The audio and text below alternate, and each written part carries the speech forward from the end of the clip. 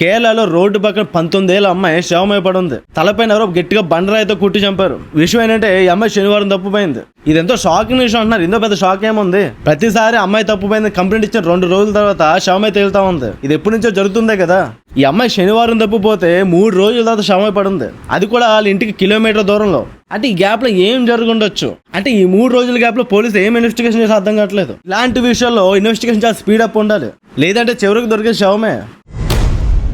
ఈరోజు హర్యానాలో తెల్లవారుజామున పొలంలో తల లేని ఒక మహిళ మృతదేహం కనబడింది. ఆమెకి బట్టలు కూడా లేవు, కాలుకి ఏదో తాడు కట్టేసినట్టు ఉంది. అమ్మాయి డెడ్ బాడీ ఫైండ్ అవుట్ చేయడానికి ఏ ఆధారాలు లేవు. చాలా భయంకరమైన సన్నివేశం. సేమ్ ఇదే మాదిరిగా లాస్ట్ మంత్ నోయిడాలో ఒక మహిళ శవం తల లేకుండా దొరికింది. అప్పుడు కూడా ఎటువంటి ఆధారాలు లేవు. ఇప్పటికీ ఆ కేసు సాల్వ్ అవ్వలేదు. సో ఇది చాలా పక్కగా ప్లాన్ చేస్తా ఉన్నారు. ఇలాంటి కేసెస్ అన్ని బయటికి రావట్లేదు. ఇది టార్గెటెడ్ గా చేసి చంపారా లేదా ఒక సీరియల్ కిల్లర్ చేసినట్టు అర్థం కావట్లేదు. సేమ్ నోయిడాలో జరిగిన మర్డర్ ఈ మర్డర్ కి చాలా కనెక్షన్ ఉంటే అనిపిస్తా ఉంది. ప్రస్తుతం పోలీసు ఆ మృతదేహాన్ని పోస్ట్ మార్టం అప్పగించారు. అలాగే ఫారెన్సిక్ బృందం కూడా దీని మీద టెస్ట్ చేస్తా ఉంది. మరి చూడాలి ఎప్పుడు పట్టుకుంటారు.